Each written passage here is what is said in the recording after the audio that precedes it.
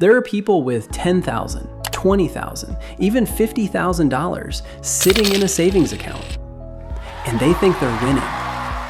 They check it every week. They feel smart, responsible, like they've figured out this whole money thing.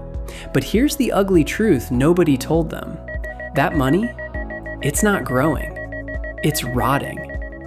Every single year, inflation eats away at it silently.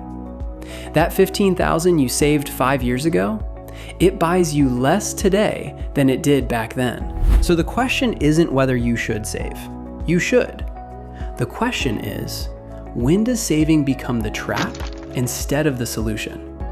That's what we're breaking down today. Let me tell you about two friends. Same job, same salary, same starting point. Friend A, let's call him Jake, does what everyone tells him to do. He saves $500 a month in his bank savings account. Safe, predictable, zero drama. Fast forward 15 years. Jake checks his savings account. He's got about $98,000. He feels okay. Friend B, let's call her Sarah, saves the same $500 for 6 months, builds a cushion, then starts redirecting that money into an S&P 500 index fund. Sarah checks her investment portfolio. She's sitting on roughly $198,000. Same effort, same monthly amount, completely different outcome. What happened? Jake's money sat in a jar. Sarah's money was planted. And this is the part most people miss. Saving isn't bad. It's incomplete. Saving protects your money, but only investing multiplies it. Your savings account gives you maybe 0.5%. The stock market, the S&P 500, has historically averaged about 10% a year over long periods. So if investing is clearly better, why doesn't everyone do it? Fear. And honestly, that fear isn't stupid.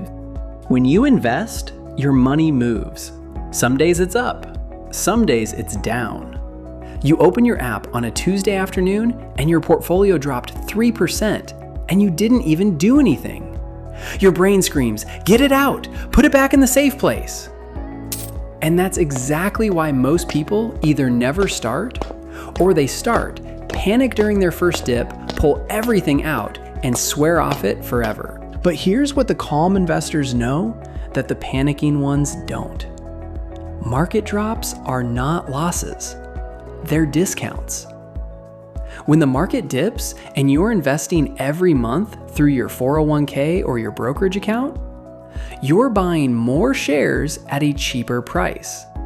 So when the market recovers, and it always has, those cheap shares you bought during the dip, they become your biggest winners.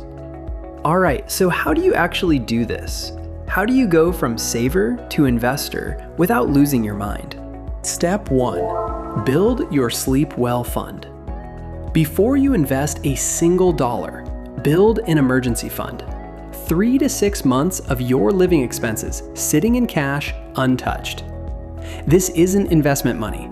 This isn't opportunity money. This is my car broke down money. I got laid off money. Something just happened money. And here's a pro tip. Park it in a high yield savings account. Right now, some are paying 4 to 5%. Your money stays liquid and safe, but it's actually earning something while it sits there. Why does this matter so much? Because the number one reason people sell their investments at a loss isn't bad strategy. It's life. They didn't have cash for an emergency, so they were forced to pull money out of the market at the worst possible time. Step 2, split your money into 2 buckets. Once your emergency fund is set, mentally, and maybe even physically, separate your money. Bucket 1, stability money, stays in savings. High yield savings, CDs, money market. It doesn't move. It doesn't grow much, but it's there when you need it. No anxiety. Bucket 2, growth money. This is the money you allow to fluctuate. It goes into investments, your Roth IRA, your 401k, a brokerage account. It will go up, it will go down, and that's okay, because its job isn't to feel safe. Its job is to grow. Step 3, start embarrassingly small. Forget what Instagram tells you. You don't need thousands to start investing. Platforms like Fidelity, Schwab, even Robinhood let you buy fractional shares with as little as $1. But even $50 a month, that's less than a couple of Starbucks runs. The goal at this stage isn't to get rich.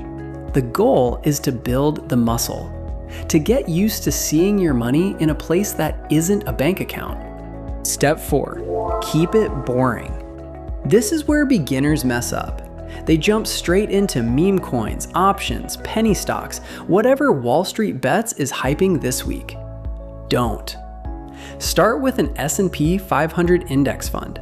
You can buy VOO, SPY, or FXAIX.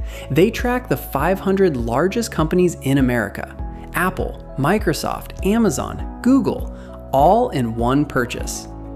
You're not betting on one company, you're betting on America. And historically, America wins over time. Step 5, set it, automate it, forget it. Here's the final step, and honestly, the most powerful one. Automate your investments. Set up a recurring transfer on Fidelity, Schwab, Vanguard, whatever you use.